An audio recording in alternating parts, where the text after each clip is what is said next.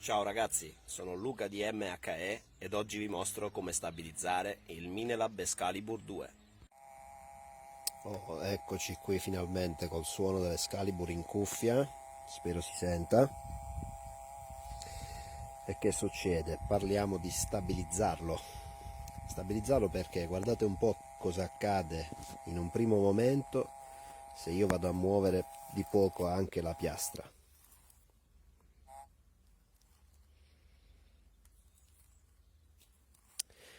Allora, quello che state osservando è un'assenza di soglia dettata semplicemente da una sensibilità troppo alta per il terreno dove stiamo operando. Vedete che la piastra, quando è immobile, la soglia è stabile.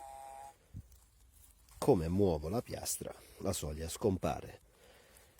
Questo detector in particolare, il Minelab Excalibur, elimina qualunque particella di ferro in discriminazione e assenta la sua soglia. Vi garantisco qui sotto non c'è alcun segnale. Se adesso sposto in all metal e controllo, sentiamo anche la differenza di soglia, qui sotto non ci sono variazioni, quindi è un pezzetto di terreno pulito e per qualunque test è sempre consigliabile trovarne uno in modo che non ci sia nessun target a falsare le prove che stiamo facendo.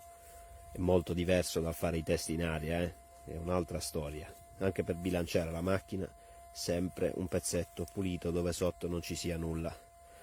Quindi rimetto in discriminazione e che cosa accade? Abbiamo praticamente impossibilitati, veniamo a spostare la piastra. Se mi fermo la soglia ritorna. Da cosa è causato?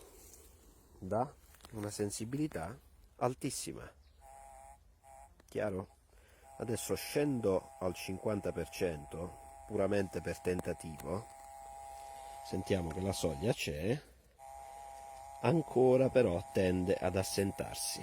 Io muovo la piastra dolcemente, è un terreno, c'è anche erba bagnata in questo momento che potrebbe crearmi questo problema e la macchina è molto più stabile.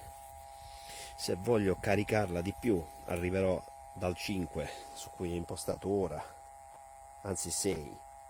Probabilmente potrò spostarmi su 7, però questo è il modo di tenere la macchina stabile con la soglia che non cambia. Allora, se si volesse lavorare con questo rumore di soglia costante e stabile, questa è la maniera giusta. Se per assurdo ci passa qualcosa sotto che è un vero e proprio target, è molto più semplice distinguerlo perché il suono ovviamente sovrasterà la soglia. Eccone uno. In questo caso si tratta di un target ferroso, l'Excalibur di suo tenderà a eliminarlo dalla soglia e quindi a darvi l'assenza. Se mettessi in pinpoint e volessi rintracciare il target, o meglio, questo è un all metal vero e proprio,